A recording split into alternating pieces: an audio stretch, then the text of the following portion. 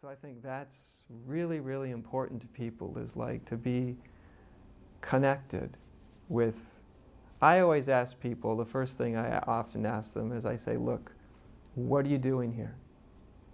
You know, some people start to ask me a question, I'll throw out like, we're like enlightenment and awakening and non-dual this and non-dual that, and they'll throw out all these things in their question. And I'll say, wait. What's this about for you? Why are you here? What's spirituality about for you? Not what someone said it was about or promised you get out of it, but what's it really about for you? Why is this quest happening for you? And I'll tell you, when I ask people that, 90% of them, they don't know. They kind of go, gosh. It takes them up short for a moment. And then I say, that's it. That's your inquiry for now. To reconnect with what is this all about for you. Don't let somebody define it for you. Don't let me define it for you. You see what I mean? Because if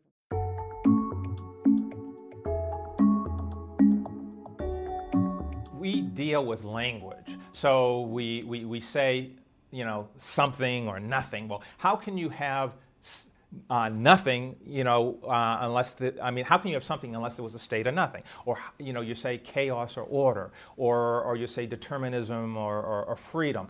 These are just different points on a circle. It's basically an information system, and where you start, you're going to end up at the same point once you understand exactly what's going on. So, for instance, right now, when you think of this, you know, determinism from the Big Bang to where we are, that's not really necessarily the way people are now thinking of physics. So right now, for instance, again, one of the mainstream ways of thinking of quantum theory is this many-world viewpoint.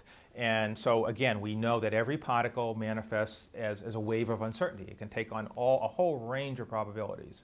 And it's only when you observe it that it takes on a particular properties and traits. So in the many worlds, we're saying basically that all of those possible traits occurs in some universe. And so there are an infinite number of possibilities, an infinite number of universes, and so that's really what's going on.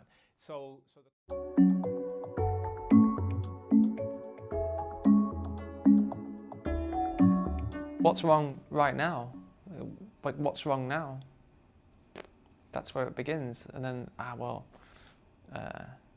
there's too much sadness. So I want to awaken from my sadness. So again, it's not really about awakening, it's about your sadness. It's like, what don't you want to experience? What don't you want to feel? You don't want to feel pain? Sorry. You know, it's like, so what are you running away from? You know, you don't want to experience pain, you don't want to experience fear, but it's like, you're running away from the experience of pain, the experience of fear. Actually, the freedom that you're looking for, you won't find it. You know, you won't find it because it's right there in the very thing that you're running away from. Call it consciousness, call it being, whatever. It's right there in the fear.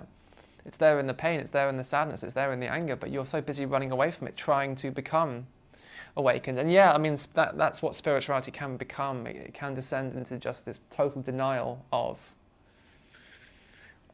life, you know.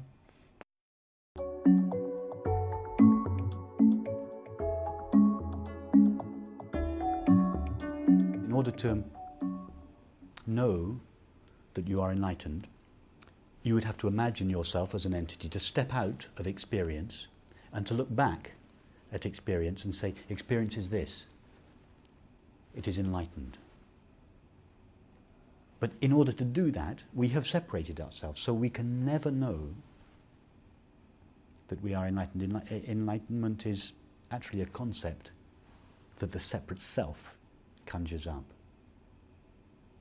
There is no enlightenment for the self. It is light itself. It is already shining brightly. It can never dim. It can never go off. There is no enlightenment for the true I, for our own being. There is only enlightenment for an imaginary self.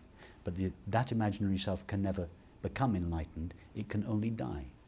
So the I that I imagine myself to be can never know enlightenment. There is no entity there to know enlightenment. There is no enlightenment, there is just this light, ever-present light, which seems sometimes to dim, fade, or disappear, but never in fact